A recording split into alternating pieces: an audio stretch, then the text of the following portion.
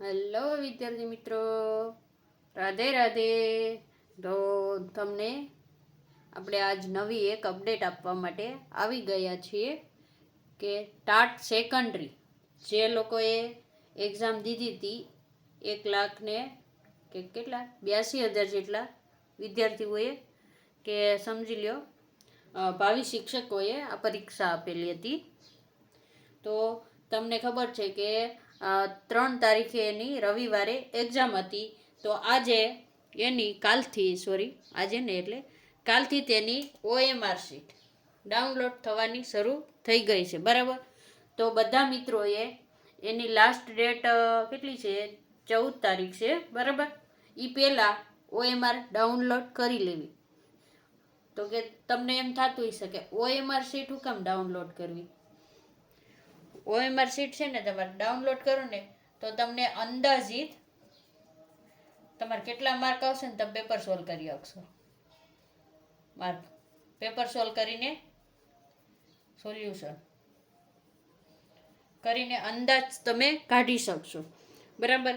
તો બધા વિદ્યાર્થી મિત્રો આજે જ તમે OMR શીટ ડાઉનલોડ કરી લેજો અને તમારું પેપર તમે તમારી રીતે સોલ્વ કરી લેજો.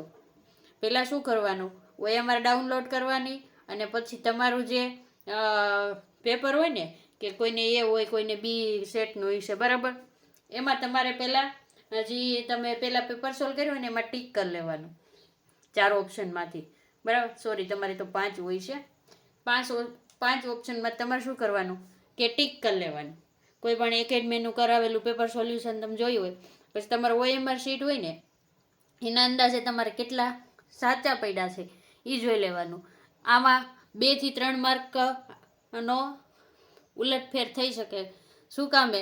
કે ઘણી એકેડમીવાળાએ જવાબ છે ને તમને એ આપ્યો હોય અને સ્ટેટ એક્ઝામિનેશન બોર્ડને કયો આપવો હોય, બરાબર, એને B આવતો હોય. આપણે ટેટ 1ની એક્ઝામમાં તમે જોયું હોય ને તો કેટલા 5 થી 6 માર્ક ગ્રેસિંગ હતા અને ડબલ જવાબ પણ હતા. તો એ રીતે તમારે પણ હોઈ શકે.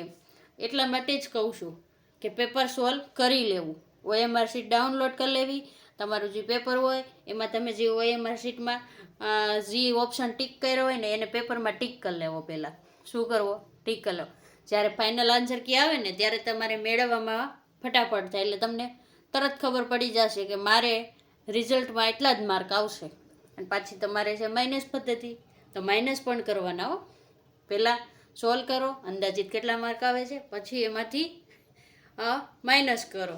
0.25 લેખે તમારા જે કટ થતા હોય માર્ક કરો, બરાબર. તો કે હવે તમને એક થશે, હાલો આજે OMR શીટ ડાઉનલોડ કરી લીધી, પેપર સોલ્વ કરી નાખ્યું, તો હવે પછી કટ ઓફ કેટલે રહેશે, કે કોણે કોણે મેન્સની તૈયારી કરવી, કે મુખ્ય પરીક્ષાની તૈયારી કરવી. જો વિદ્યાર્થી મિત્રો, અહીંયા છે ને તમે જ્યાં લગીને એનું કટ ઓફ જાહેર ન થાય ને ત્યાં લગીને કોઈ તમને ફાઇનલ નહીં કહી શકે કે આટલું જ કટ ઓફ રહેવાનું છે, બરાબર. બધા અંદાજ લગાવતા હોય છે. તો આપણે પણ અંદાજ લગાવીએ કે 70ની આજુબાજુ કટ ઓફ આવે. કેટલા?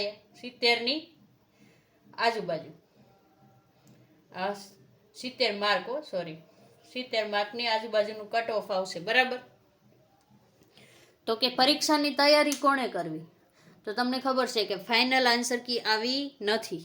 તો જે લોકોને 65+ હોય ને, 65+, મારા ખ્યાલથી કહું છું 65+ હોય ને એ બધાએ અત્યારે રોજ એક નિબંધ અથવા તો તમારો જો મેઇન વિષય હોય એના 10 થી 12 પ્રશ્ન લખવાના. એ પછી તમે એક વાક્યના લખો કે મોટા જવાબવાળા લખો, જે લખો એ પ્રેક્ટિસ કરવાની. શું કામે? પ્રેક્ટિસ મેક મેન પરફેક્ટ, બરાબર. તમે વાંચ્યું તો બહુ જ છે. પ્રિલિમરી પાસ કરવા માટે તમે કેટલું વાંચી નાખ્યું, અને એમાં તમને ઓપ્શનની સિસ્ટમ હતી કે તમે તુક્કો મારી શકો, બરાબર. પણ હવે જે એક્ઝામ છે ને એમાં તમારે પેન જ ચલાવવાની છે. જો સરખા મનના વિચાર તમને જે આવડે છે એ અને પેન બેનું તાલમેલ બેસી જાય ને તો તમે ગમે એ પેપર ફટાફટ લખી શકો. અને અંદાજિત તમને પણ ખબર છે કે ગુજરાતીમાં અને તમારો જે મેઇન વિષય હોય એમાં બેમાં મૌલિક લખાણની અત્યારે વેલ્યુ આવશે. હવે તમારા વિષયમાં તો હાલો તમે પાઠમાંથી જે વાંચ્યું હોય એના બેઠા જવાબ લખી શકો છો, કારણ એમાં કાંઈ ફેર પડવાનો નથી. પણ ગુજરાતી નિબંધ પૂછે, પત્ર લેખન કે ચર્ચાપત્ર તમને જે પૂછે છે, બરાબર, સંક્ષેપ્તીકરણ પૂછે, તો એમાં તમારી મૌલિક શક્તિની બહુ જ જરૂર પડશે. તો કે શું કરવાનું કે જેને 65+ માર્ક થતા હોય ને, જેને પછી જે તમારે ખોટા પડ્યા હોય એને માઇનસ કરતા હો. બાકી ઘણા એવી કમેન્ટ ન કરતા કે મારે તો 70 થાય છે, પણ 70 સાચા હોય, બાકીના જે 130 ખોટા પડ્યા હોય એના પાછા 0.25 લેખે માઇનસ કરવા પડે ને, એ રીતે, બરાબર. તો 65+ વાળાએ શું કરવાનું, અત્યારથી રોજે 5 થી 10 પેજ લખવાની પ્રેક્ટિસ કરવાની. કેટલા? 5 થી 10 પેજ. તો જ તમે 1 થી 1.5 મહિનામાં તમારી એક્ઝામ આવે ને ત્યાં લગીનમાં તમારે લખવાની પ્રેક્ટિસ થઈ જશે. બાકી ઘણાને કેવું હોય ખબર, વાંચ કર્યું હોય, લખવાની પ્રેક્ટિસ જ ન કરે, હસો. અને તમે વર્ષોથી લખવાનું તો આપણે મૂકી જ દીધું છે મોબાઈલના જમાનામાં. ઘણા તો એટલા આળસુડા હોય ને, તો કે યુટ્યુબમાં છે ને ઓલા સ્પીકરમાં બોલે, પછી કાંઈક વોટ્સઅપમાં મેસેજ કરવા ને તો ટાઈપિંગમાં ઘણા શું હોય, હાલ ને ટાઈપ નથી કરવું, હાલ ને સ્પીકરમાં બોલી દો ને, ઓલો વોઇસમાં આવે ને, ઉપયોગ કરી નાખે. હું કાલે આવવાનું છું, હું કાલે આવવાની છું, રેકોર્ડિંગ કરીને મોકલી દે, ફટનાર રેકોર્ડિંગ સિસ્ટમ. અને ગૂગલમાં એમાં સર્ચ કરવું હોય ને તો એ આમ જ જાય કે બોલે ફટાફટ, એ રીતે ગોતે, ટાઈપિંગ તો કરે જ નહીં, બરાબર. ઘણા એવા આળસુડા હોય, આપણે બધા જનરલી નથી કહેતા, બરાબર. તો કે લખવા સિવાય હવે તમારો ઉદ્ધાર નથી. જેને 70 માર્ક ઉપર લઈ આવવા હોય ને એને, જેને 65 માર્ક ઉપર થતા હોય ને એને લખવાની પ્રેક્ટિસ ચાલુ કરી જ દેવાની છે, જાગ્યા ત્યાંથી સવાર, બરાબર. મુખ્ય પરીક્ષા કોણ આપી શકશે, તો એ કે ફાઇનલ આપણે કહી શકીએ નહીં, પણ 65 કે 70 કે 75 ની વચ્ચે કટ ઓફ રહેવાની પૂરી શક્યતા છે, બરાબર. તો તમારે એક્ઝામની તૈયારી કરી દેવાની. પછી જેને 70 ઉપર માર્ક છે ને એ તો સેફ જ છે, એણે તો આખો બંધ કરીને તૈયારી ચાલુ રાખવાની. શું કરવાનું છે?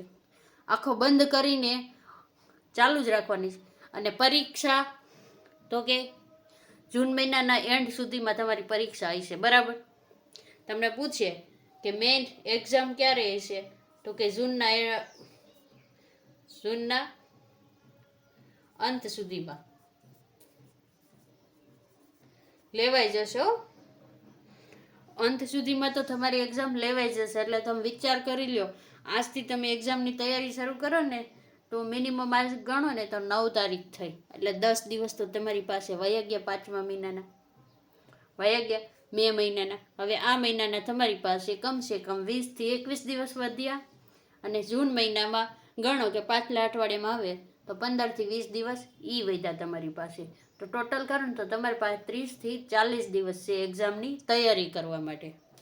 તો તમારે આમાં રોજની રણનીતિ એ હોવી જોઈએ કે તમારે મેઇન જે ગુજરાતી આવે ને એનું રોજ 10 પેજ લખવા. 10 નહીં, પણ આપણે 5 પેજ રાખી દઈએ, ચાલો. ગુજરાતીમાં 5 પેજ લખવાનું. મેઇન તમારો વિષય, જે મેઇન વિષય હોય ને તમારે એના રોજ 5 પેજ લખવાના, એ પણ સાફ સુથરા લખવાના. પ્રેક્ટિસ કેવી હોય હંમેશા, જેવું પેપરમાં લખવાનું એવું. પછી તમે એમ વિચારો કે આજ તો આવું ગડબડ્યું ને બહુ જગ્યા જોઈ છે ને પેપર ખોટું જોઈ છે ને મારો ચોપડો બગડે છે ને, એમ વિચારી બાજુમાં લખી નાખવાનું. પછી એમ કે પેપરમાં હું છૂટી લખી દે આખીશ, તો ક્યારે લખાય? ન લખાય. ત્યારે જે હાથની પ્રેક્ટિસ પડી ગઈ હોય ને એ જ રીતે લખાય. એટલે અત્યારથી જ મુદ્દા વાઇઝ ચોખ્ખું લખાણ, સારા અક્ષર તો ઘણાને ન થતા હોય તો કંઈ વાંધો નહીં, પણ સારા એટલે માપસરના સારા ઉકલે એવા થવા જોઈએ, બરાબર. અને તમે બધા ભાવિ શિક્ષકો બનવાના છો, એ પણ પાછા સેકન્ડરીના. તો એટલી તો તમારી અપેક્ષા હોય જ કે તમે બેસ્ટ જ લખશો, સરસ મજાનું સુંદર અક્ષરોએ મુદ્દા વાઇઝ પેપર લખશું, બરાબર. તો બધાને જેને 65 ઉપર છે એ બધાને બેસ્ટ ઓફ લક. અને જેને 65 નીચે છે એ મિત્રોને કે કિનારે બેઠે નૈયા પાર નહીં હોતી, કોશિશ કરને વાલો की કભી હાર નહીં હોતી. તો કે તમારે શું કરવાનું કે પાછી પરીક્ષા આવવાની જ છે, આજથી જ તૈયારી ચાલુ કરી દો. આ વખતે 65 આવ્યા તો તો આવતા વર્ષે આવા ટાણે પરીક્ષા આવે તો તમારી પાસે 1 વર્ષ હોય. કેટલો? 1 વર્ષ પરીક્ષાની તૈયારી કરવાનો.